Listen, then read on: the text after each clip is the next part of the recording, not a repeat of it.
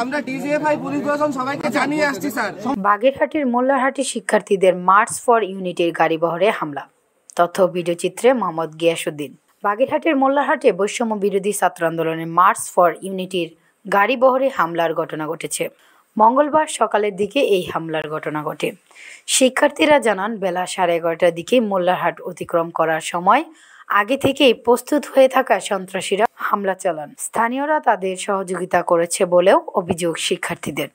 থানার সামনে ঘটনা ঘটলেও পুলিশ নীরব ভূমিকা ছিল বলে অভিযোগ করেন শিক্ষার্থীরা। বৈষম্য বিরোধী আন্দোলন খুলনার সমন্বয়ক জহুরুল তানবীর বলেন, খুলনা থেকে শান্তিপূর্ণভাবে আমাদের বহর ঢাকায় যাচ্ছিল। পথে আমাদের উপর হামলা করে অনেকেই আহত হয়েছেন। ফেসিবাদীদের দোসররা এই আক্রমণ করেছে। সমন্বয়ক মিনহাজুল আবেদিন সম্পদ বলেন, পরিকল্পিতভাবে এই হামলা করা হয়েছে, তবে কোনো বাধা আমাদের লক্ষ্য থেকে সরাতে পারবে না। আমাদের ভাইদের রক্ত ঝরেছে, এর বিচার অতি দ্রুত করতে হবে। জড়িতদের আইনের আওতায় এনে দৃষ্টান্তমূলক শাস্তি নিশ্চিত করতে হবে, আর না হলে শিক্ষার্থীরা আন্দোলনের মাধ্যমে জড়িতদের খুঁজে বের করবে।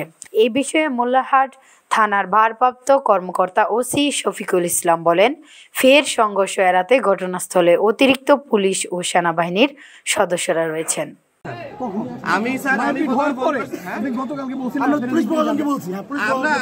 আমরা ডিজিএফআই পুলিশ প্রশাসন সবাইকে জানিয়ে আসছি স্যার। সমস্যা নাই, সবাইকে জানিয়ে আসছি স্যার। আপনাদের উপর যে হামলা হয়েছে, এই হামলার তীব্র নিন্দা আমরা জানাই। নিন্দা সেটা আমরা উচিত বিচার চাই। কি অ্যাকশন নেবেন এটা কোন দল মত নির্বিশেষে কারা করছে এই জিনিসটা আমাদের একটু বুঝতে হবে। ভিডিও ফুটেজ আছে, মূলক কার্যক্রম ফুটেজ দেখবো, সব দেখে আমরা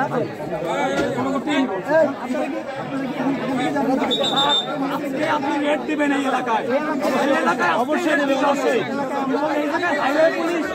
পুলিশ কষ্ট থাকতে সে ভিডিও করতেছে, আমাদের উপর ভিডিও করতে বসে পড়ছে।